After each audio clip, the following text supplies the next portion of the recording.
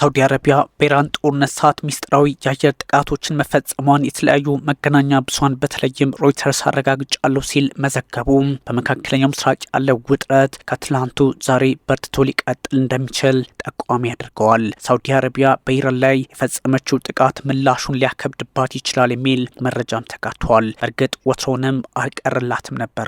ሪያድ በቴህራን ስትደበደብ የመጀመሪያዋ ባይሆንም ከዚህ በኋላም የበረታባት እንደሚችል ይነገራል። ሳውዲ እጄን አጣጥፌ አልቀመጥም የምትል ከሆነ አሁን ከቴህራን በኩል ያለው ምላሽም እንደዚሁ ሊከፋባት ይችላል ተብሏል። እነ መሐመድ ቢን ሰልማን በመካከለኛው ምስራቅ ያለውን ፖለቲካዊና ወታደራዊ አቅማቸውን ለማጠናከርና ከፍ ብሎ ለመታየት ኢራንን እንደ ጠላት ማየት ከቆጠሩ ዋል ያድር ብሏል። አሁን ባለው ሁኔታ ደግሞ ቴህራንና ሪያድ ግልጽ ውጥረት ውስጥ ናቸው። ለዚህም ነው ሳውዲ አረቢያ በመካከለኛው ምስራቅ ጦርነት ወቅት ይፋ ያልሆኑ በርካታ ጥቃቶችን በሚስጥር ፈጽማለች እየተባለ የሚገኘው።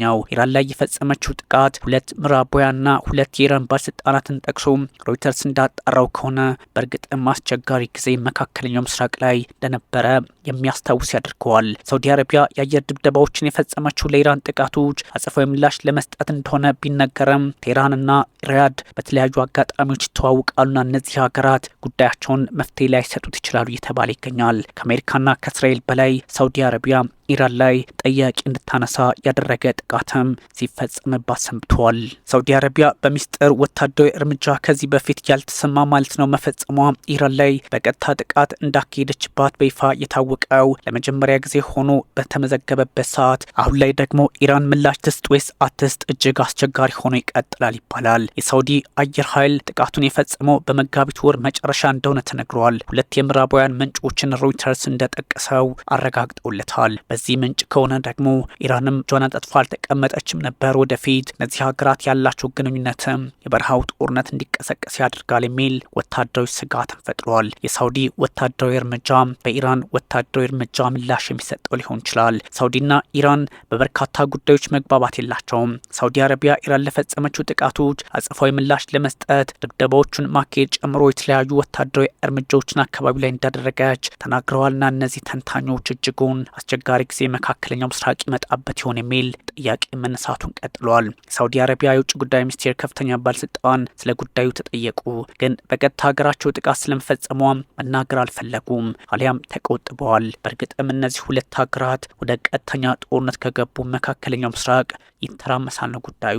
የኢራን የውጭ ጉዳይ ሚኒስቴር በጉዳዩ ላይ ማብራሪያ ቢጠየቅም ምላሽ መስጠት አልቻለም። ምክንያቱም የእነዚህ ሀገራት ውጥረት ዓለምን ዋጋ እንደሚያስከፍል ራሷ ሪያድም ቴህራንም ይረዳሉና እንዲህ አይነቶቹን ጉዳዮች መፍትሄ መስጠት ካስፈለገ እነ ፕሬዚዳንት ዶናልድ ትራምፕ መፍትሄ መስጠት አለባቸው፣ በጠረጴዛ ዙሪያ መቀመጥ አለባቸው ይባላል። ግን እንዴትና በየት በኩል እጅጉን ከባድ ያደርገዋል። ካታር፣ ሳውዲ አረቢያ እንዲሁም አረብ ኤሚሬቶች ወይም ዩኤኢ ከአሜሪካ ጋር ያላቸው ግንኙነት ይታወቃል። በጎ ትስስር ያላቸው ናቸው። በዚህ ጦርነትም ቢሆን አብረው ተፋልመዋል ማለት ያስችላል። አሁን ባለው ሁኔታ ደግሞ ሪያድና አቡዳቢ አንድ ላይ ሆነው ቴህራን ላይ ጥቃት የመሰንዘር አዝማሚያ ሊኖራቸው ይችላል። በዛ ላይ እስራኤል ልትታከል ትችላለች የሚል መረጃም የተጋራ ይገኛል። ሳውዲ አረቢያ ከአሜሪካ ጋር ጥብቅ ግንኙነት ያላት ወታደራዊ እንደዚሁም ኢኮኖሚያዊ ትስስር ያላት በመሆኑ ጉዳዩን ቆማ እንደማትመለከተውም ተገማች ነበረ።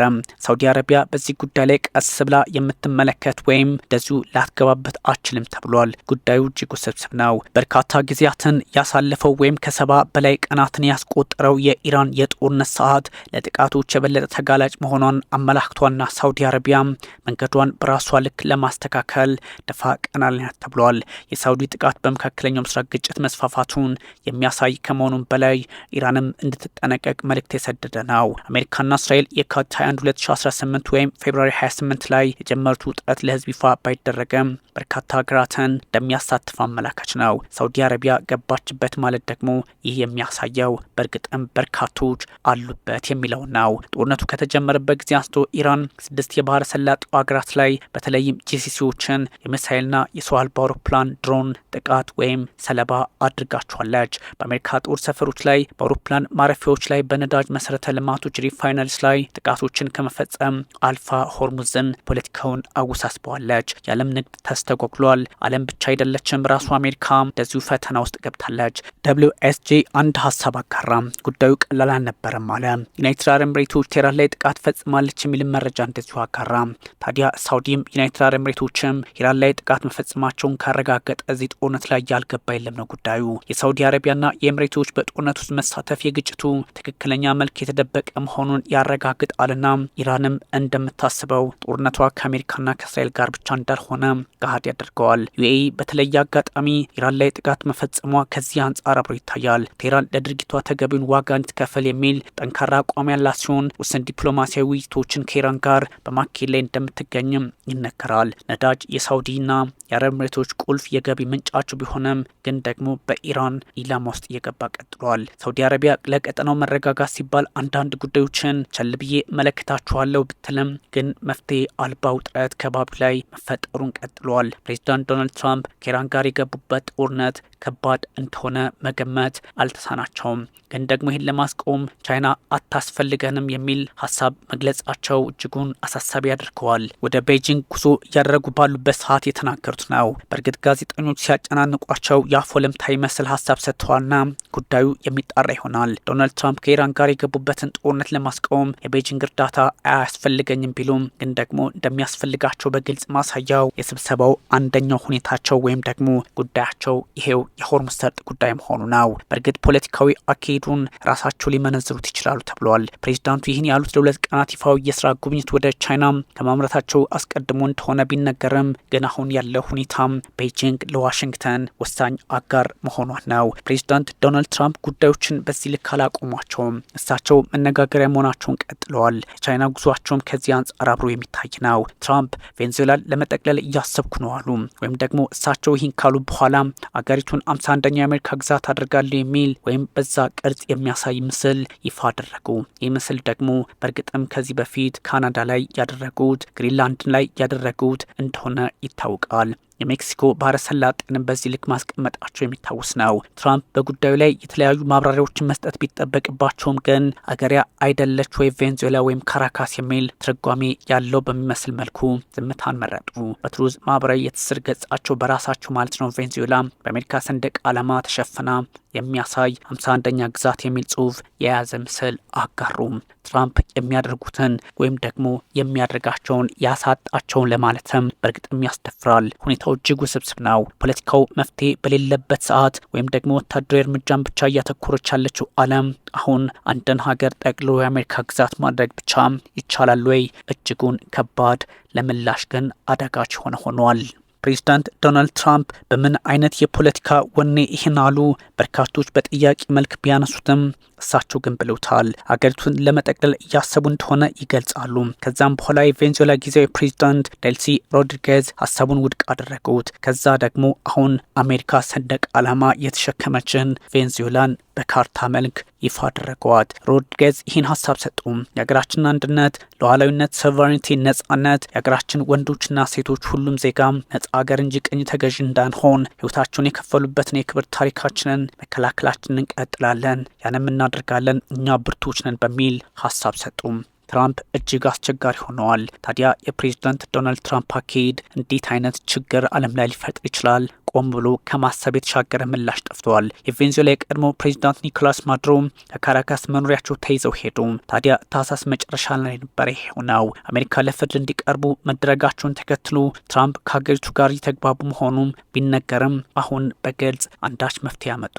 ይህ መፍትሄ እጅግ አስቸጋሪ ነው። 51ኛ ግዛት አድርገው ይችን ሉዓላዊ ሀገር መጠቅለል ሆኖ ተመዘገበ። ይህ ሁሉ የፖለቲካው ጥንቅጥ ባለበት ነው ፕሬዚዳንት ዶናልድ ትራምፕ የመካከለኛው ምስራቅ ጉዳይን በራሳችን እንወጣዋለን የሚል ሀሳብ የሚሰጡት። ፔንታጎን የኢራን ጦርነት ስያሜውን ኦፕሬሽን ስሌጅ ሃመር በሚል እቀይረዋለሁ የሚል ወይም ደግሞ በዛ ልክ እያሰበ እንደሆነ ማስቀመጡ ደግሞ የተለየ አጋጣሚ እንዳለዛ አካባቢ ያሳያል። ውጥረቶች መልካቸውን ለወጡም አልለወጡም ጉዳዩ ግን ፈታኝ ይሆናል። የአሜሪካ ጦር ከኢራን ጋር የተደረሰው የተኩስ አቁም ስምምነት ፈርሶ ዘመቻው የሚቀጥል ከሆነ ስያሜውን ለመቀየር እያሰበ ነው። ኤንቢሲ ነው የዘገበው። በእርግጥ ጉዳዩ መፍትሄ ያስሸዋል እንጂ ማባባስ አልነበረም በሚል ፖለቲካዊ ተንታኞች ያስቀምጣሉ።